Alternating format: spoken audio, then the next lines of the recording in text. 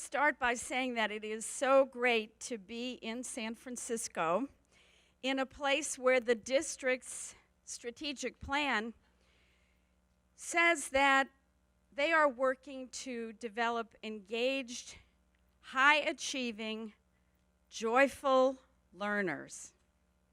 Isn't that fabulous?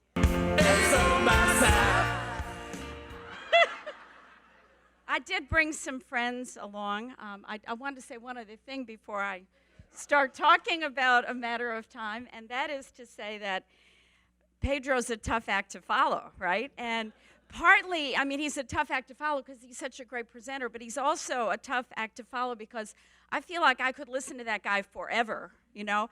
And I was willing to give him my time. But he had to leave. So speaking of time, I did bring some friends to set the stage.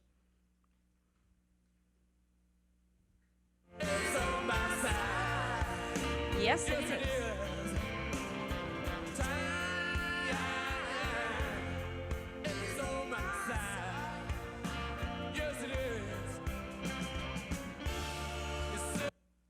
So let's start with that question. As we think about joyful learning, is time on our side? I'm going to say to you that I think it makes a whole lot of difference what we do with that time. And we've got a ton of studies now that tell us what we need to do with that time, so that's where I'm going to go with this. You know, Sam, in his wonderful work around learning in after school and summer, has used a study, a 1992 study called A Matter of Time, as one of the cornerstones. And I really appreciate that because I was the author of A Matter of Time. How many of you were in the after school and or youth development field in 1992 when A Matter of Time came out? So quite a few. So I'm going to, for those of you who were not involved, I'm going to give you a quick history lesson on what that was about. And then I'm going to try to speed us up to where we are today and where I think we need to go. So A Matter of Time was a study that actually came out 20 years ago. It came out in December of 1992 after 3 years of really hard work. And I was privileged to be hired by the Carnegie Corporation of New York to be the project director on that study. And I went there from Girls Clubs of America. So I worked for a national youth organization and actually knew quite a bit about youth service, but didn't really, because I'm a practitioner, not a researcher, I really wasn't familiar with some of the research. What I found out was that we had a Swiss cheese kind of approach to the research on youth development back in those days. The study started in 1990, and there were lots of holes in the research base. And I'm going to tell you where I think we've come since then. But in 1990 and 91 and 92, there really was very little public policy interest in out-of-school time. Policymakers really didn't know what we were talking about. There were very few studies on youth development, very few studies either on the theoretical side or on the empirical side. But what we had, think back to the early 90s, we had the crack epidemic, lots of concerns about crime and safety. And of course, we were in the aftermath of a nation at risk, you know, the rising tide of mediocrity and all that. And so there was a beginning concern about how are we going to improve our education system in the US, and the beginning of the standards movement at that point. The other thing I'll mention about what was going on in 1992 was that there was a concurrent study going on to A Matter of Time.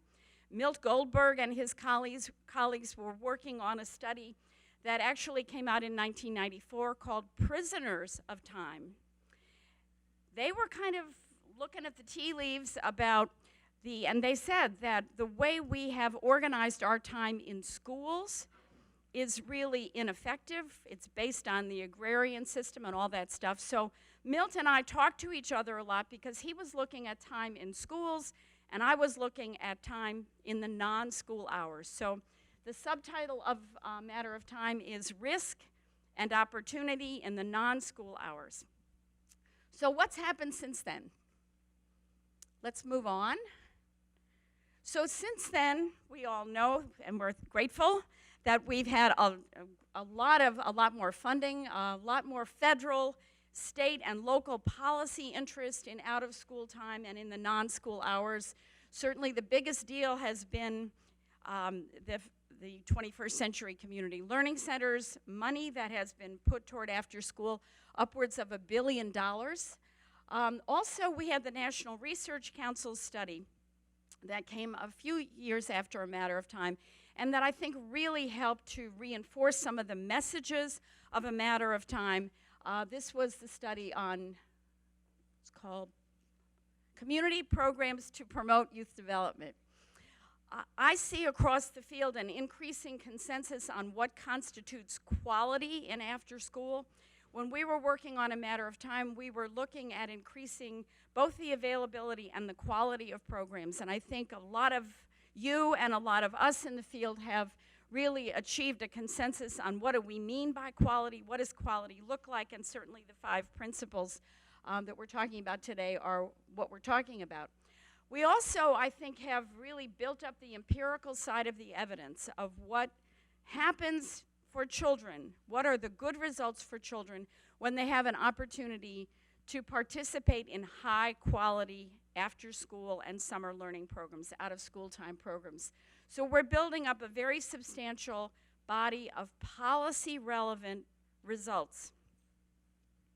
Of course, what else has happened is, the burgeoning interest in school reform and a lot more attention to the achievement gap and a lot more attention to the U.S.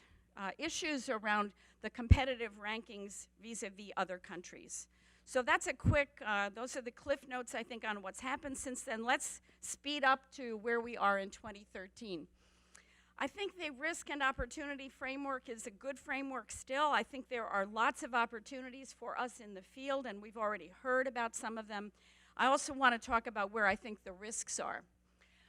I think one of the big opportunities is kind of the rediscovery of the importance of social and emotional learning.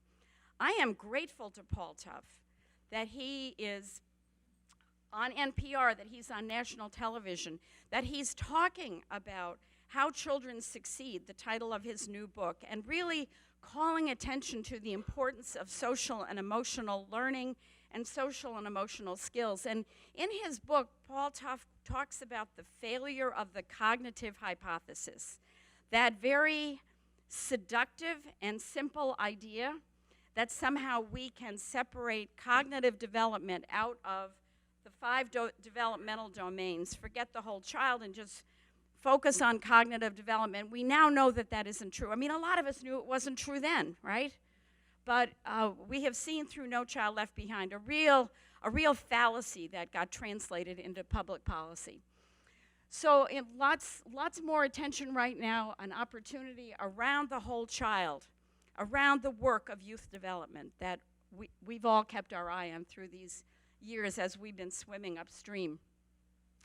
I hear also across the field, because I work both in the youth development field and the public education field, I hear a lot more educational leaders saying, you know what, we can't do this by ourselves.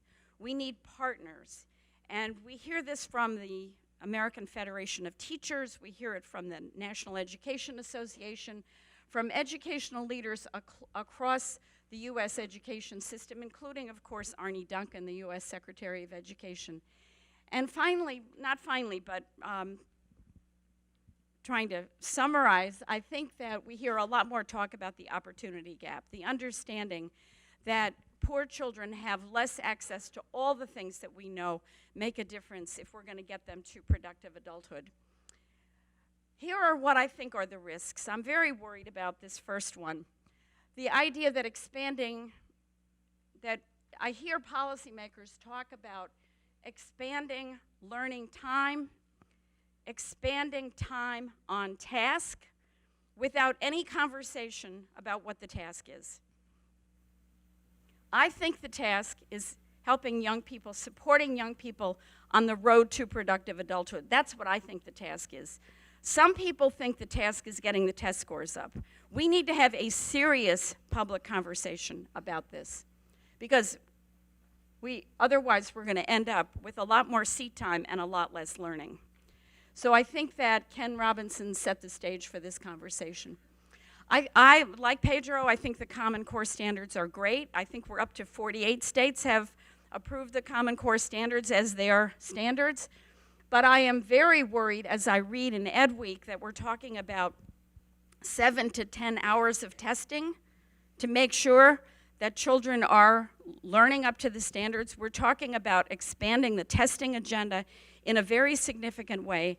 And I'm worried that the Common Core standards, if we don't retool our pedagogy and our teaching force, I'm afraid we're going to do more labeling of children and telling more children and more schools that they're failing. So we've got serious work to do.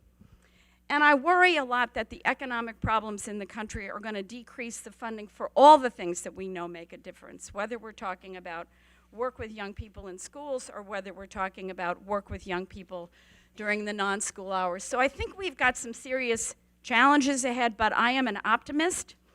I believe the glass is at least half full, and I think we have lots of great opportunities. All right, so the Rolling Stones set the stage here. The question is time on our side? I don't know, how many of you are familiar with the work of Reed Larson? Lots of you. Oh, that's wonderful. His work is really terrific, and if you're not familiar with it, I would encourage you to take a look. He's a prolific writer, and this is one of the things that he said. He's a master of understatement, as you will see from his quote. It seems unlikely that spending many hours in unchallenging contexts fosters development. Really? Okay, great. I appreciate that, and he has done, he's the guy who has kids running around with beepers and, telling him as a researcher what they're doing and how they're feeling about what they're doing. And what he has documented, and many other studies have documented, that lots of our young people are bored.